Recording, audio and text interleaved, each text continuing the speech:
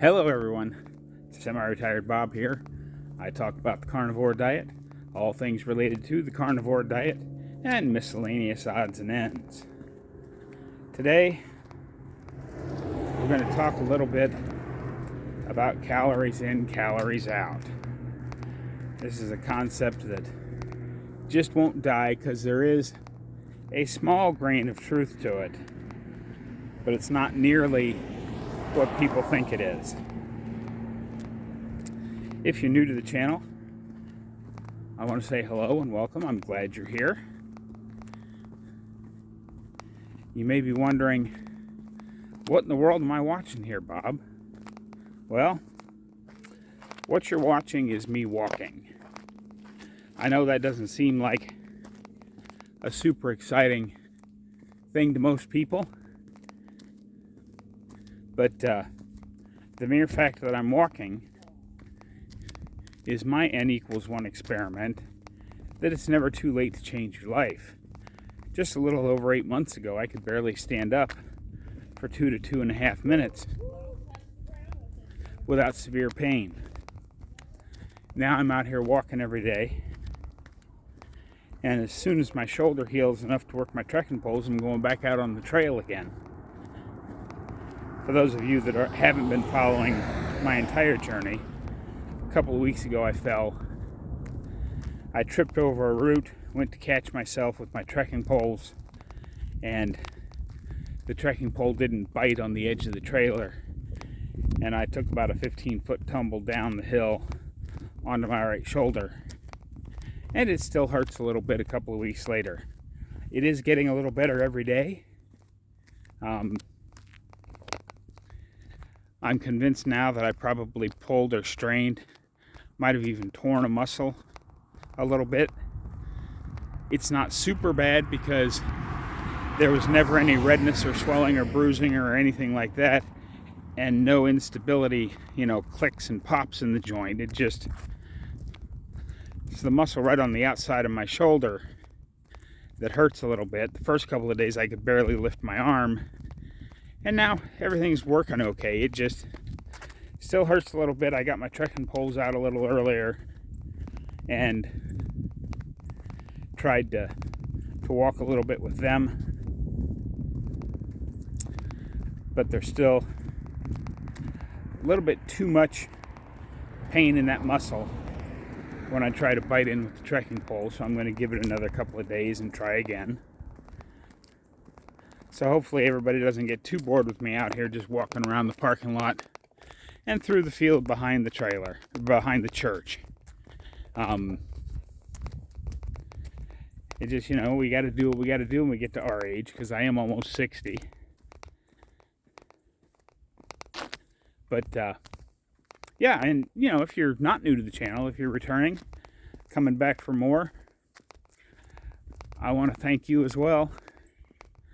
We're still closing in on 3,000 subscribers, which will make us the first part of our journey done. But, yeah, part of, the main reason I'm doing this is to show people that it's never too late to change your life. And the best way to get that message out to people is you don't even have to share my videos. Pick your favorite person in this carnivore space, whether it be Dr. Barry or Dr. Chafee or Steak and Butter Gal or Kelly Hogan, or I'm sorry, there's way too many to mention. It might even be, somebody like a Ready Set Keto or Carnivore Quest. Whatever your favorite is, share them out and help to raise awareness of the carnivore diet. Because the more people we can get healthy, the better off we'll be as a city, or as a state, or as a country, or as a world. More healthy people means better everything, right? I think so.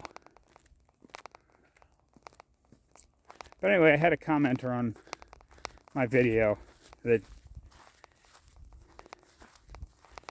he made some valid points But the primary thrust of what he was saying was calories in, calories out. And as we all know, it just doesn't work that way. First of all, as we've all learned from our research, because you are doing research on your own, right? You're not just taking my word for it. I'm just an old retired truck driver. What the heck do I know?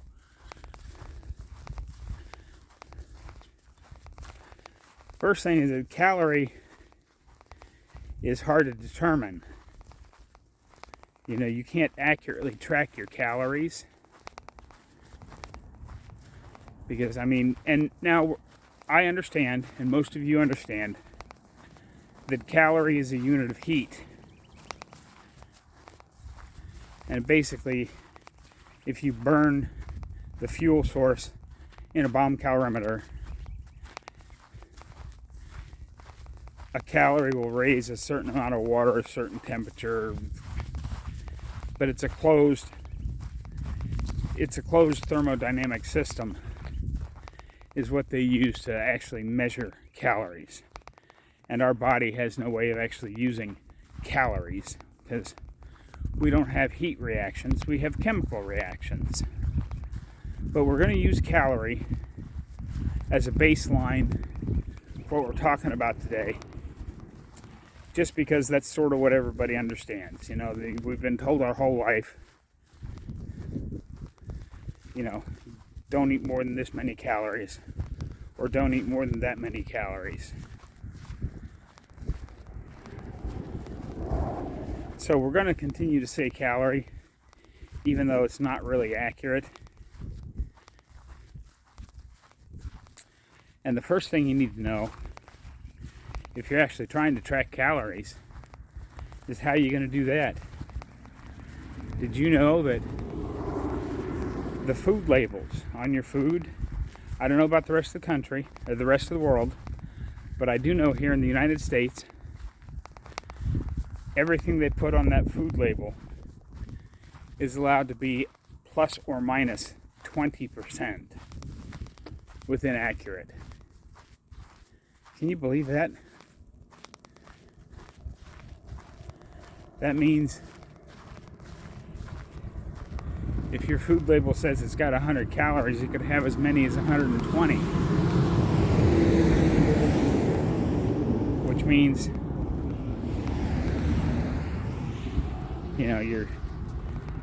you could end up, if you decide that 2,000 calories is where you need to be, you could end up at 2,200. I think that's right, if I did my math right there. That's a big difference.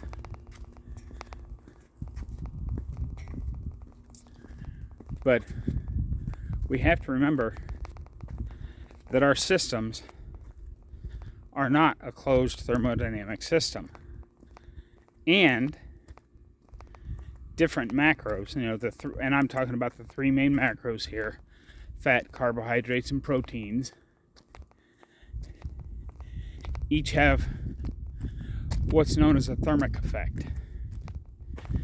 How much energy does the body use to actually digest that particular food substance?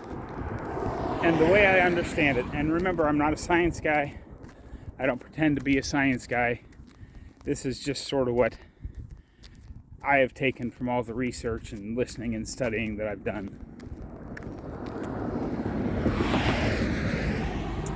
The easiest thing to digest, of course, is carbs. There have been, some minor little experiments where just individuals have, they'll take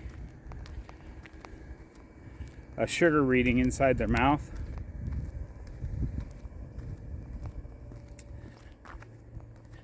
and then chew on a piece of bread for a few seconds, spit it out, and take another sugar reading, and it's significantly higher. So the point of that is that carbohydrates are the easiest to digest because they mostly are done digesting before you even get them swallowed. Not done digesting, but they're broken down a lot. Fats are the next easiest, and then proteins are the hardest. So you actually burn some of your energy just to digest the energy you've eaten. And that's a big thing that a lot of people overlook. And that's about my total understanding of that. Because again, remember, I'm just an old retired truck driver. I don't know a whole lot.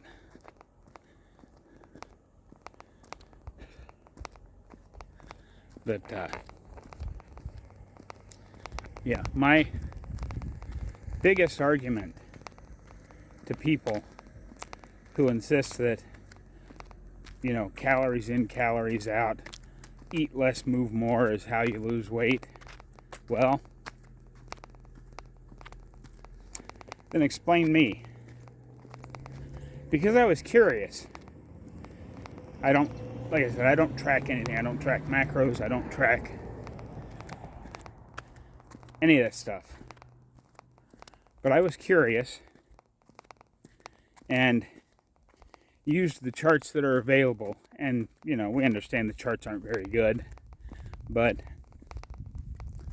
I used the charts just to kind of get a rough idea of how many calories I've been eating in the last week, because that's about as far back as I can remember exactly what I had to eat.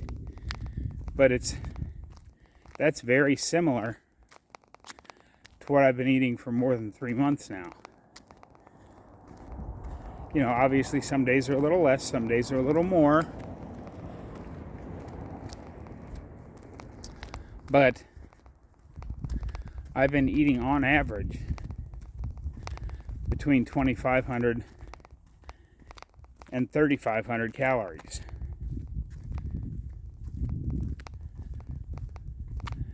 But I don't eat any carbs. It's all fat and protein. And totally I've lost a little more than 125 pounds. I'm closing in on the 130 pound mark. But I know the view is a little different right now because I'm walking back towards the trailer because it's finally up above 50 degrees. So I'm going to take this hat off for the next lap because my head's starting to get hot and I want to feel the sun on my bald head.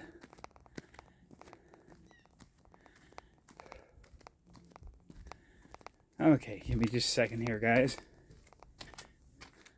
There we go. I'll just throw that in there for now. Yes, for those that don't know me, if it's your first time here, that's my 5x10 cargo trailer that I live in.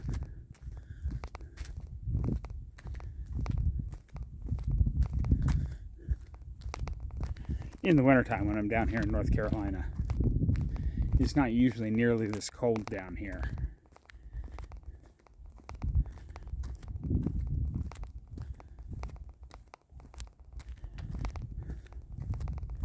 I could sure use some of that warming.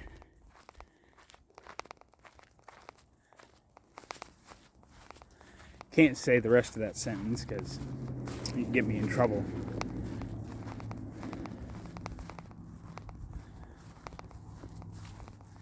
But, so if calories in, calories out is a thing, and remember, I didn't start walking until I was 4 months into this journey. And that first, the first day I walked was just down to the corner and back. And I don't think I'd quite broken the 2 mile mark when I got down here to North Carolina. So it's not like I'm doing an extreme amount of walking. Yet here I am, closing in on 130 pounds down.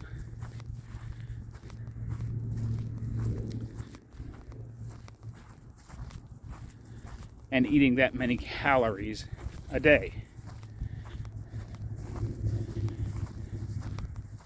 And I'm not the only one. Explain to me how, steak and butter gal looks as good as she does. She eats more than a stick of butter a day on top of everything else.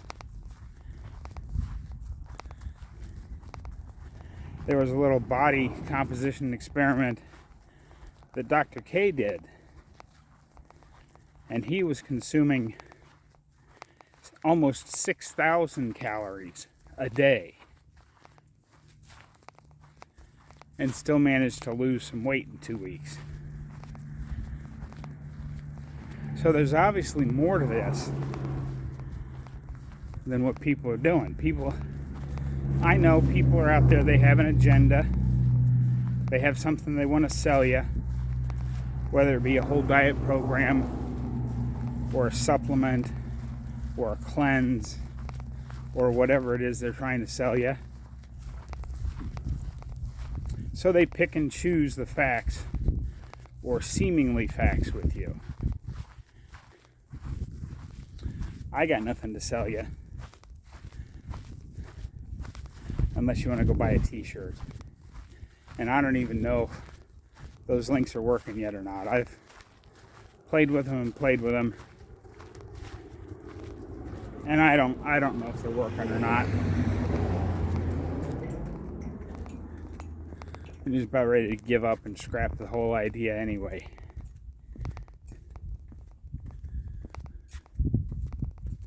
But they got something to sell you. And I got a channel membership program that, it can cost me $3 a month that way.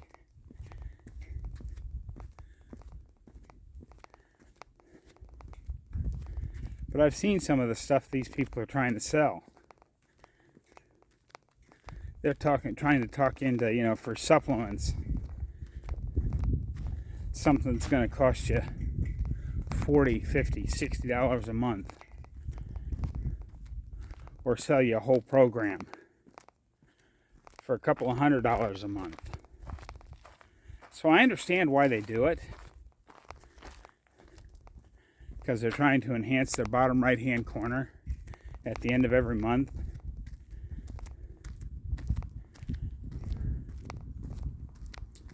But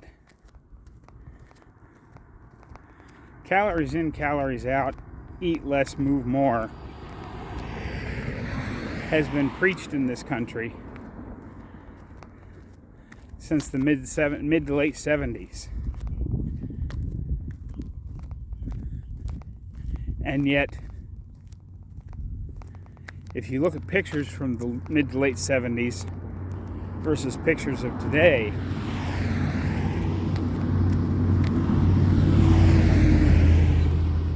it's obvious that that's not working.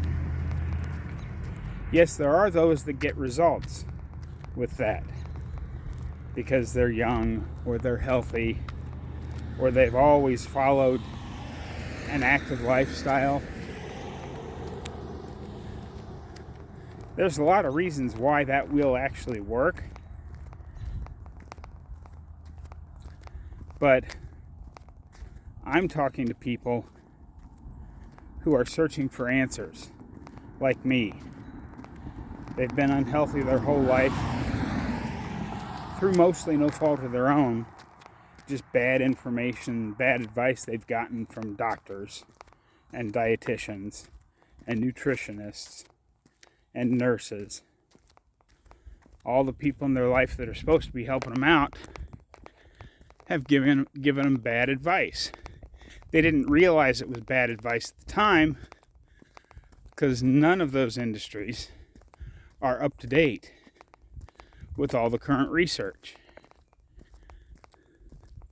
And research is not a good word either, because to say that there's actual studies, scientific studies on human beings, just ain't so. Because you're never going to be able to get someone to give up 2 or 3 or 4 years of their life and basically sit in a lab where you can control all the variables just to find out the thing you want to know. And we've talked about this before, so I'm not going to go in a great deal of detail on it, but basically they take a bunch of these observational studies, and the most accurate, just like the BMI scale, on an individual by individual basis, is a horrible measure of health. Because, look at Arnold Schwarzenegger. According to their height weight charts, he was obese when he won Mr. Universe. So it breaks down on a local scale, but when you apply it to larger groups of people, while it doesn't give you any definitive answers, you can get a general overview of what's happening to a population of people. Same thing with these studies that they're doing. They'll take a bunch of observational studies, and it doesn't even really matter why those studies were done in the first place. If you collect all of these studies, put them together, and then look at just one hard endpoint, like death, or heart attack, or whatever, pick your thing. You can get, again, it's not proof of anything, but you can get a fairly good overview of what's happening to a large group of people.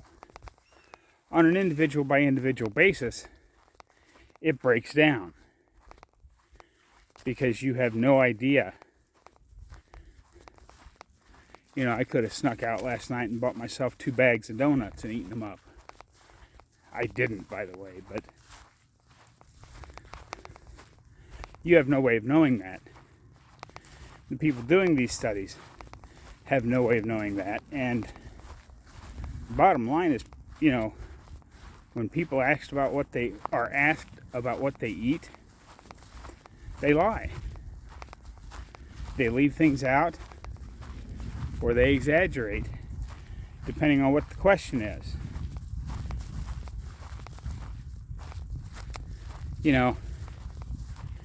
If you go back to some of my worst days, back before I started this, and asked me, so how much Papa John's pizza do you eat in a week?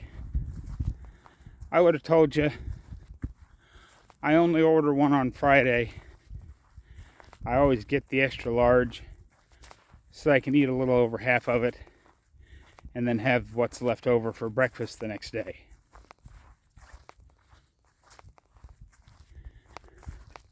That's not exactly true. Some days when I was hungry, I'd eat the whole darn thing all at once. And some days if I was feeling lazy or didn't feel like cooking, I'd order one a second time through the week. Didn't do it much more than that because can't afford to order Papa John's that often. But you get the idea. People don't tell the truth on these food surveys.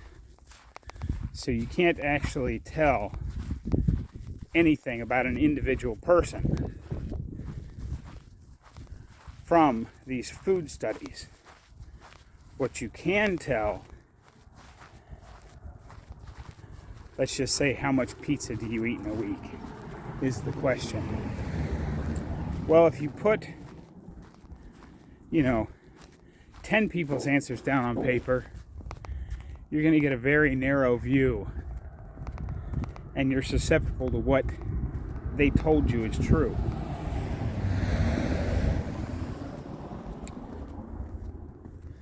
But if you manage to collect a couple 100,000 data points from people,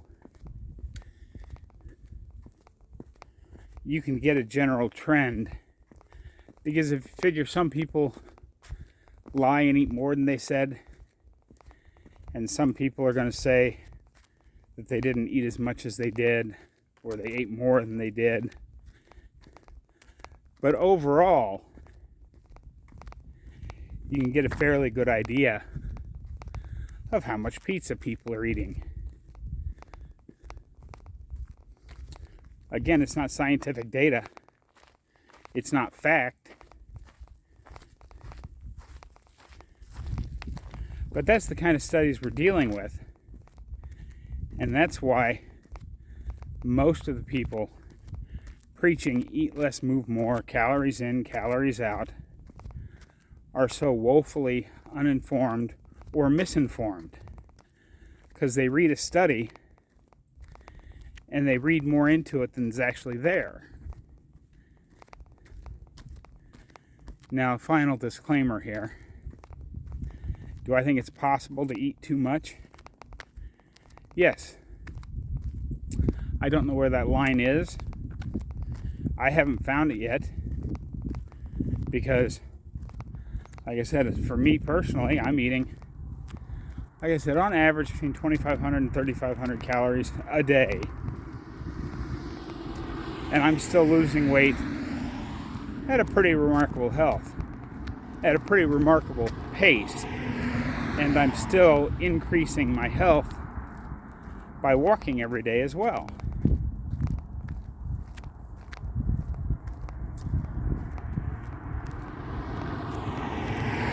And you know, we've talked about it before. You don't have to go that many videos back to find my thoughts on if you have to exercise or not.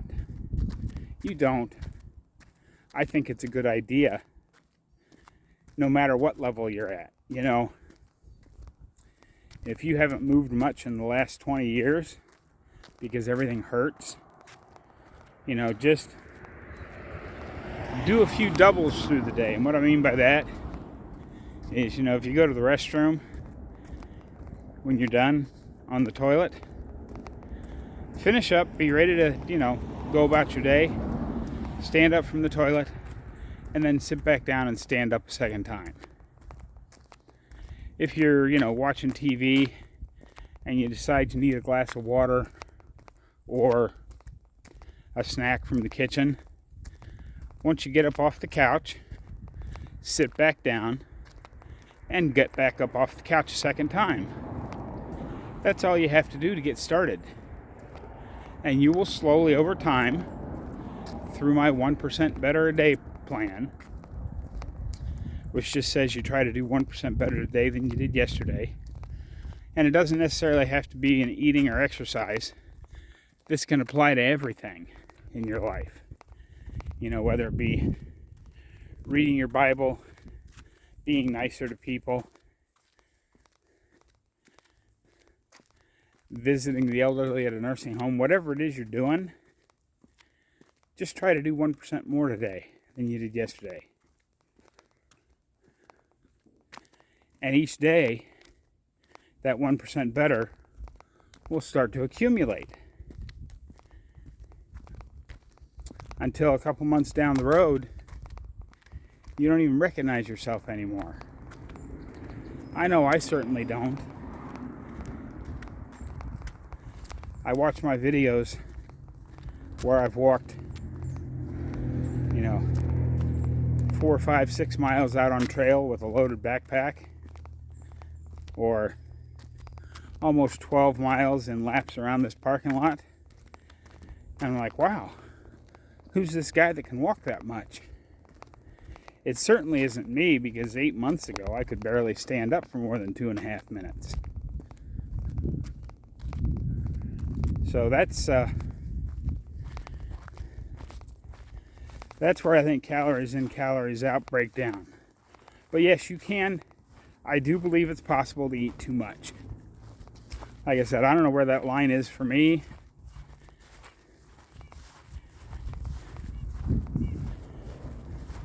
I don't know where that line is for you. As I've always said, if you find something that's working for you, there's no reason to change until it stops working for you. And don't worry about today what you might have to do 6 months, a year, 2 years down the road. When you get there, you can worry about it then. There's no reason to worry about it now. Like, oh, well, I better cut back on how much I'm eating now because in the future I might have to cut back a little bit. That's crazy. You know, we've talked about this quite a bit on this channel too, the 10% versus 90%. All of these things that people are talking about out there are 10% problems. They might even be less than that. They might only be 5% problems, but we'll stick with 10% because the math is easier. Don't worry about a 10% problem until you run into one. Because regardless of what many people out there will tell you, I am my own N=1 experiment brought to you on YouTube almost every day that eat the meat, add the salt, drink the water, works very, very well. For me. You might have to add a little more fat, you know. But once you start finding success with whatever that ratio is, whether it's 1-to-1 fat to protein or 2-to-1 or somewhere in between,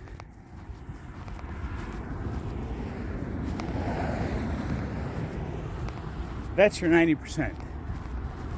Everything that you want to accomplish can be accomplished by about 90% by just those three things. Eat the meat, add the salt, drink the water. Don't worry about stuff that's going to happen in the future. As I talked about in my 5 days post-heart surgery, my 5 years post-heart surgery video, why worry about something that might happen a year from now when we're not guaranteed to be here a year from now? Take care of today. Do the best you can today. Yesterday's gone. Whatever you did yesterday doesn't matter. Throw it out. It's not worth worrying about. Worrying about something you did yesterday is completely counterproductive. It doesn't help you at all. Worrying about tomorrow. Worrying about what happens tomorrow is counterproductive as well. Do you have any control over what may or may not happen to you tomorrow? No. So don't worry about it. Concentrate on today. Today, right now, this moment, you are in complete control. Mostly control. You know, if you're faced with the choice of having a slice of pizza or having a hamburger patty, that's your choice. You're in control of that. If you're faced with the choice of getting out and walking for an hour, or even just a half hour or 15 minutes, whatever it is, or sitting on the couch and watching another episode of Blue Bloods or Criminal Minds, which are two of my favorite shows, you're in control of that. You are in control of most of today.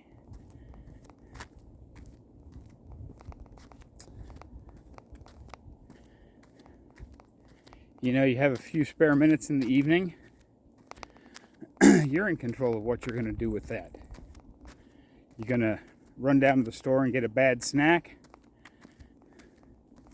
You're going to sneak outside and have a cigarette.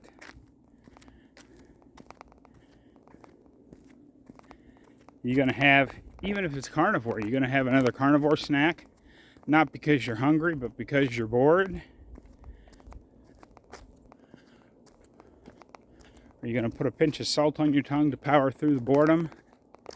And then maybe either go for a little extra walk, or read your Bible, or watch another Ken Berry video. Dr. Ken Berry. You're in control of all of that. But today is the day you're in control of. What happened yesterday, throw it away. It doesn't do any good. What might happen tomorrow doesn't do any good to worry about that either. So worry about right now, this moment, what are you doing to get better? Pick something. Doesn't have to be much. Making the decision to get healthier is probably one of the hardest decisions you'll make. But once you've made that decision, find ways to stick to it. And don't worry about all the noise and all these fake gurus out there with their cleanses and their potions and their diet plans and their supplements and their eat less, move more advice.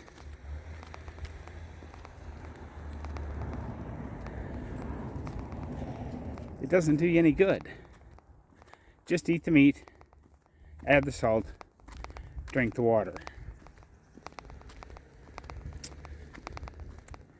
Now I think it was supposed to get up to 60 today. So now it's starting to get a little warm under this big heavy sweatshirt.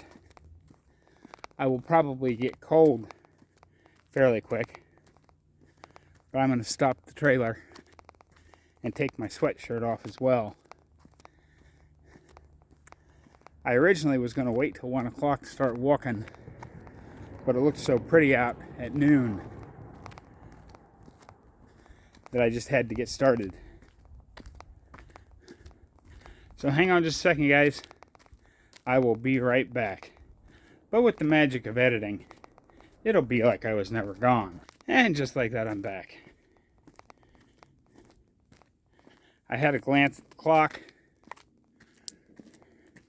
realized that I've been rambling on for quite some time. So we're at that point in the video where I'm going to say cue the music.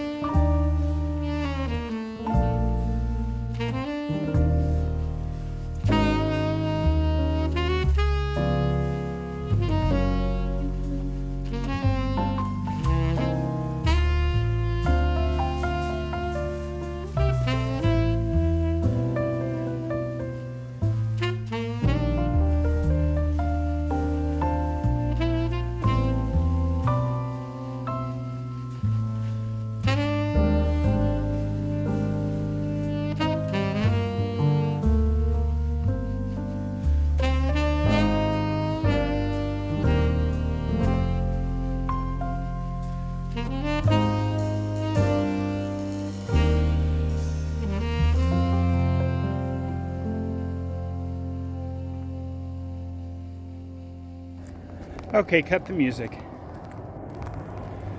Thank you.